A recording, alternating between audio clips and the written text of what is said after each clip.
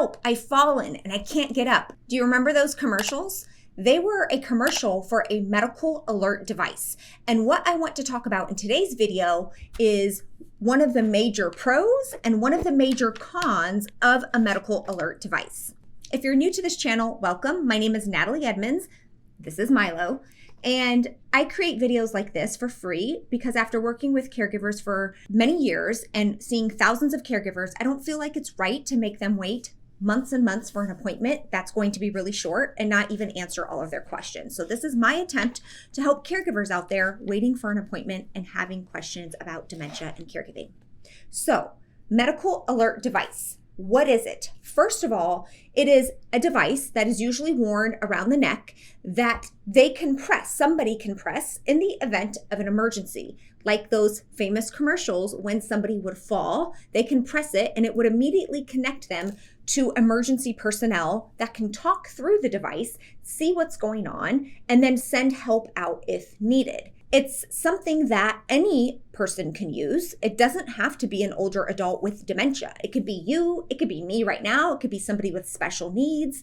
It's just a safety net in some ways that can help them press a button if for some reason they can't get to the phone. Now, one of the major pros is that it's like a safety net. It helps get emergency help if they can't get to the phone, their phone is out of reach, they've fallen and they, can't reach it. It is a way to get emergency help. But the biggest con to a medical alert device is that it can give a false sense of hope to the family members and to the caregivers. And this is what I mean by that. And it is especially for people with dementia. In order for a medical alert device to work, somebody has to be able to remember to use it. And when we're dealing with somebody who has dementia, they may not remember that they have a device around their neck. They might not remember what the device is for. They might not even know what is an emergency. I mean, think about it.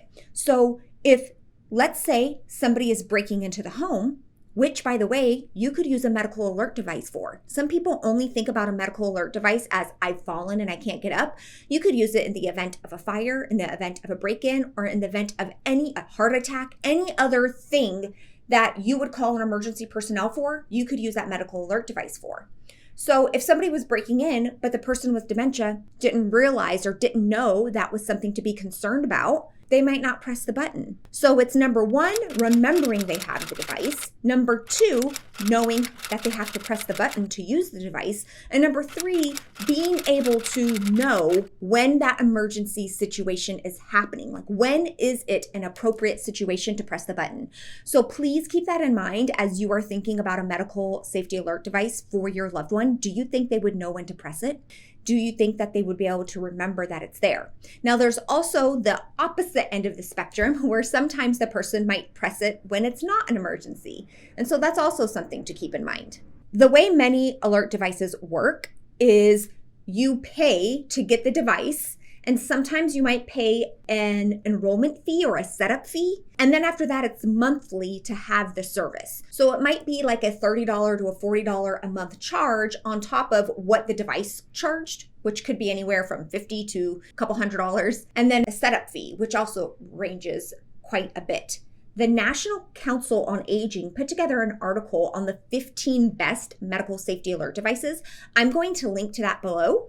I'll also link to a couple of medical alert devices in Amazon. For what I would recommend you do is always to read the reviews. I find the reviews very helpful. Now, most of the time when people leave a review, it's because they're mad about something or had a negative experience. Way more people leave negative reviews than people leave positive reviews, unfortunately. But it is a good place to look and see what are they complaining about. What are they giving praise for? Just so you can see what might be a good fit for you and your loved one. I'll leave all of those links below as well. But don't let a medical safety alert device give you false hope that your loved one is now safe to be left alone or safe to live alone. They might actually need more supervision and more safeguards in place.